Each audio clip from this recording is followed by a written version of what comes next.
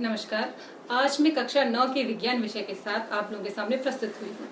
कक्षा 9 के जो विज्ञान विषय में जो दूसरा चैप्टर है, क्या हमारे आसपास के पदार्थ शुद्ध हैं, इस matter around us is pure, इसके बारे में आप लोगों को थोड़ा बहुत आज बताऊंगी। तो सबसे पहले हमारे जो चैप्टर ही है, चैप्टर क्या है कि क्या हमारे आसपास के पदार्थ शुद्ध है। तो जब हम देखते हैं कि व्हाट इज प्योर, जब हम आम जनता क्या करें, आम जीवन से जोड़ते हैं, तो प्योर का मतलब हम क्या लगाते हैं, what is pure, what is pure matter, क्या शुद्ध पदार्थ क्या है। तो हम कहेंगे कि जिसमें कोई मिलावट ना हो वो क्या है, शुद्ध है। लेकिन रासायनिक दृष्टि से, विज्ञान की दृष्टि से प्योर किसे कहते हैं? क्योंकि अगर हम घी बोलते हैं घी शुद्ध है, तो घी शुद्ध नहीं है। शुद्ध क्यों नहीं है? क्योंकि उसके कण समान नहीं है। क्यों नहीं है कण समान? क्योंकि उसमें वसा भी है, उसमें प्रोटीन्स भी है, उसमें मिनरल्स भी है। तो ये तीन अलग अलग खनिज हैं, उसमें वसा है, उसमें प्रोटीन्स है, उसमें ये अलग अलग चीजों से मिलकर बना हुआ है। तो कोई भी पदार्थ जो अन्य चीजों से मिलकर बना होता है, वो उसे शुद्ध पदार्थ विज्ञान की दृष्टि से नहीं कहते। तो शुद्ध पदार्थ किससे कहते हैं? तो शुद्ध पदार्थ वे पदार्थ होते हैं, शुद्ध पदार्थ वे पदार्थ होते हैं कि जिनमें कणों के जो है कण जो है समान होते हैं। कणों की जो प्रकृति होती है, आकार जो होता है वो समान होता है। तो हम क्या कह सकते हैं कि शुद्ध पदार्थ वे रासायनिक पदार्थ होते हैं कि जिनके कण रासायनिक रूप से समान होते हैं। तो हम ये लिख सकते हैं कि शुद्ध पदार्थ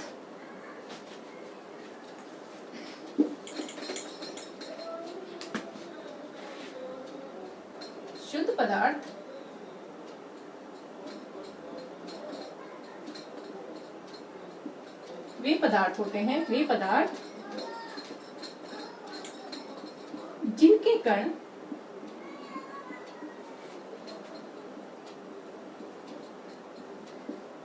समान होते हैं, समान होते हैं, वे पदार्थ जिनके कण समान होते हैं शुद्ध पदार्थ कहलाते हैं। अब इसमें एक चीज हमें दिखाई दी कि शुद्ध पदार्थ, तो हमने प्रीवियस क्लासेस में पढ़ा था तत्व और यौगिकों के बारे में। तो शुद्ध पदार्थ कौन से हैं? शुद्ध पदार्थ हैं हमारे, कौन से हैं हमारे? शुद्ध पदार्थ होते हैं हमारे तत्व और यौगिक। तत्व यानी एलिमेंट और यौगिक यानी कंपाउंड्स। लेकिन इनके बारे में हम बाद में विस्तार से चर्चा करेंगे, क्योंकि हम आसपास के बारे में हम पता कर रहे हैं, बात कर रहे हैं कि हमारे आसपास के पदार्थ कैसे हैं, शुद्ध है अथवा नहीं। तो हमारे आसपास में जब बात आती है तो हम यहाँ तत्व और यौगिक भूल जाते हैं, तब हम आसपास की चीजों के बारे में देखते हैं। तो हमारे आसपास कैसे पदार्थ होंगे? हमारे आसपास है वायु है, मिट्टी है,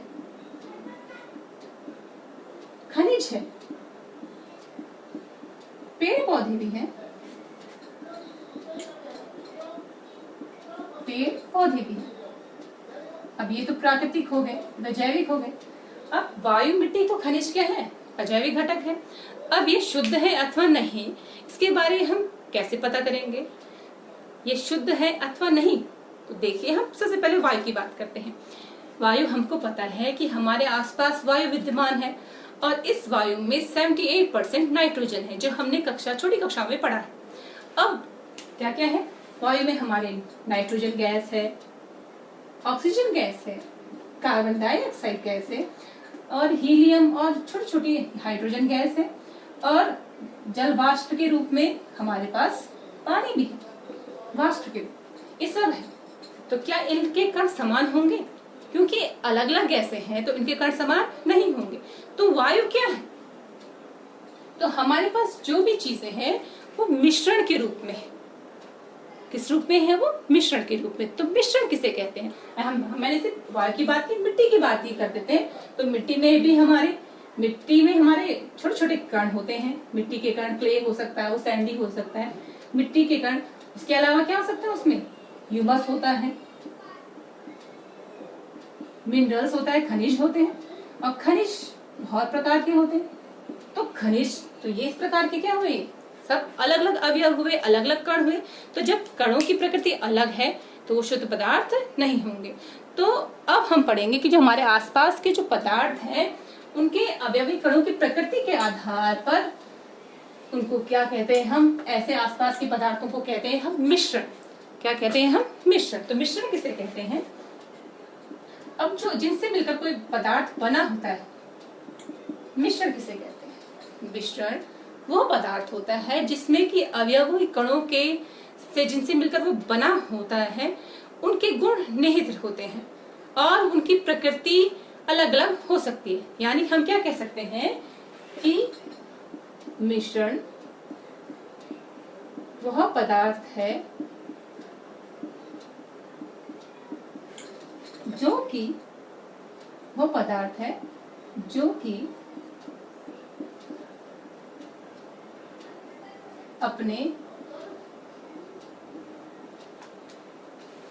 कि शुद्ध पदार्थों से मिलकर बना होता है। हम यहाँ पर अवयव नहीं लिख सकते, जो कि शुद्ध पदार्थ से मिलकर बना होता है, जो कि शुद्ध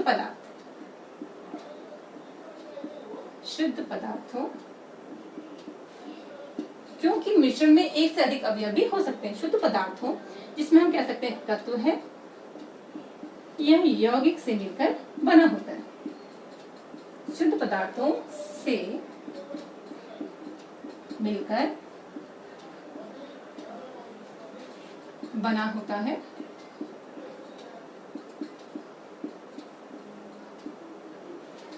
और इसमें अवयवी कणों के गुण विद्यमान रहते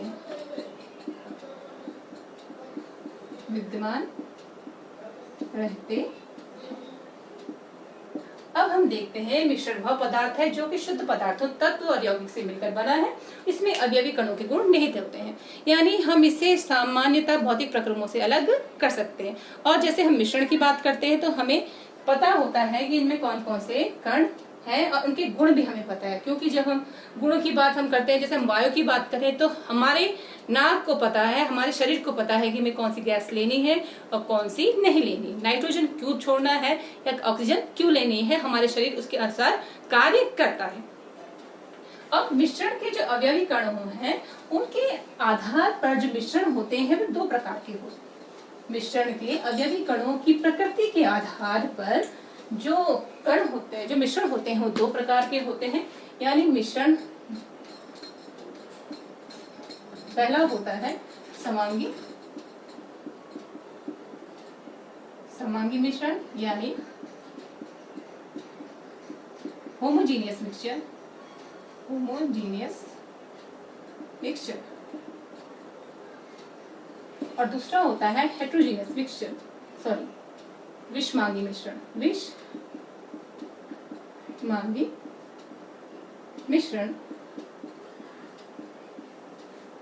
यानी हेट्रोजीनियस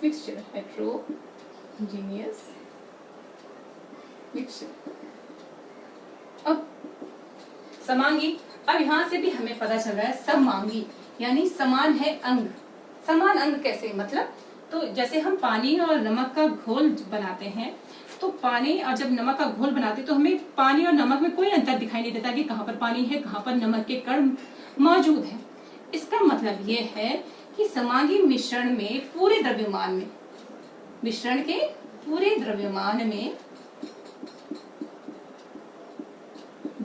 में अवयवी कणों का समान संगठन है,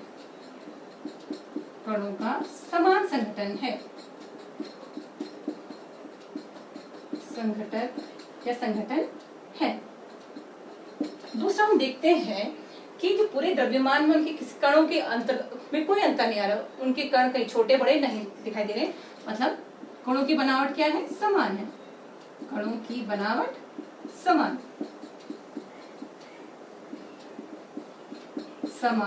है। और तीसरा हमें पता चल रहा है कि इसमें कोई नमक का, यहाँ पर कोई लाइन नहीं, नमक और चीनी के बीच में, नमक और पानी के बीच में यहाँ भी कोई पानी लाइन नहीं दिखाई दे रही, मतलब समान रूप से कोई यहाँ पर पृथक सीमा रेखा नहीं है कि यहाँ पर नमक है तो यहाँ पर पानी है। यानी जो अवयवी कण है, अवयवी कणों में कोई पृथक सीमा नहीं है, के में या के बीच में कोई पृथक सीमा या सीमा रेखा नहीं।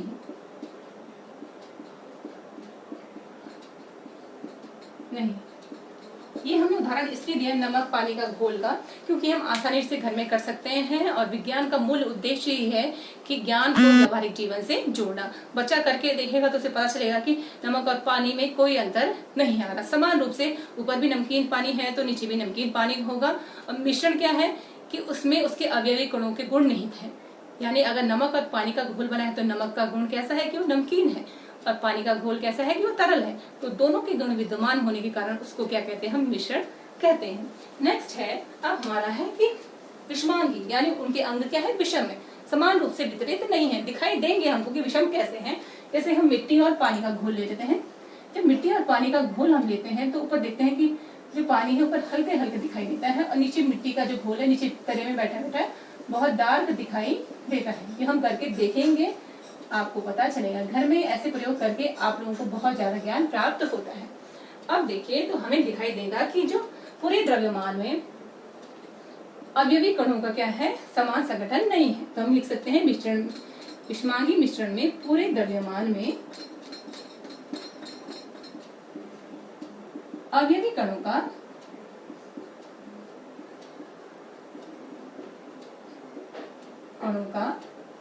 समान संघटन नहीं है। दूसरा हमें दिख रहा है कि बनावट भी नहीं बराबर नहीं है। यहाँ देखो कण जब दूर दूर होंगे छोटे दिखाई देंगे, पास होंगे तो बड़े बड़े दिखाई देंगे, तो मतलब बनावट भी समान नहीं है। यानी अवयवी कणों की बनावट समान नहीं है। और तीसरा है कि अवयवी कणों में हमें दिख रहा है ना कि यहाँ पर पृथक सी सीमा दिखाई दे रही है, यहाँ पर मिट्टी है जमा नीचे और ऊपर पानी का घोल अलग से दिखाई दे रहा है, तो ऊपर पानी अलग है। तो इस प्रकार हम कह सकते हैं कि अवयवी कणों में, कणों के बीच लिख सकते हैं के बीच पृथक सीमांकन है। सीमांकन भी कह सकते हैं, सीमा रेखा भी कह सकते हैं, सीमांकन है। उदाहरण आपको पता चल गया, मिट्टी और पानी का घोल। तो इस प्रकार हमने क्या देखा कि जो समांगी मिश्रण है कि समांगी मिश्रण के पूरे द्रव्यमान में अवयवी कणों का समान संगठन यानी समान वितरण है, समान रूप से, कहीं कम ना ज्यादा। तो इस प्रकार समांगी मिश्रण में द्रव्यमान में अवयवी कणों का समान संगठन या वितरण होता है। कणों की बनावट लगभग समान दिखाई देती है और अवयवी कणों में कोई पृथक सीमा रेखा नहीं होती, यानी पृथक सीमांकन नहीं होता।